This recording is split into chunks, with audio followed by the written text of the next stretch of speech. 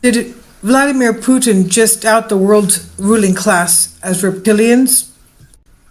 Shockwaves are reverberating around the Kremlin today because words are spreading regarding the extraordinary meeting called by Vladimir Putin of Russia yesterday, where, according to sources, the Russian president said that, quote, 95% of the world's ruling class are not even human, end quote, but that they are cold-blooded hybrids who are members of an ancient cult. Did Putin just out the world's political and financial elite as cold-blooded hybrid human reptilians? Did he really just go there?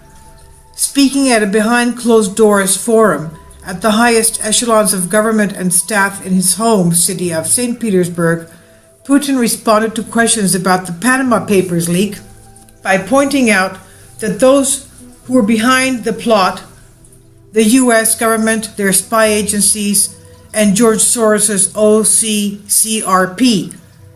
Putin slammed his fist on the table and explained, "George Soros, you sly dragon, this is war." According to sources close to the president, Putin then vowed to ramp up sanctions against Soros's open society even further. When questions by top aide as to what he meant by dragon, in other words, calling George Soros, "you sly dragon," and what did Putin mean by dragon, an unusual word in Russian, Putin sighed heavily and fixed the assembled group with his trademark stare before explaining that this is not what it seems in regards to how the world is run. Putin's aides were attempting to stop him from going there. However, Vladimir Putin went on and said that the evidence was everywhere and that he personally had intimate knowledge of their dealings.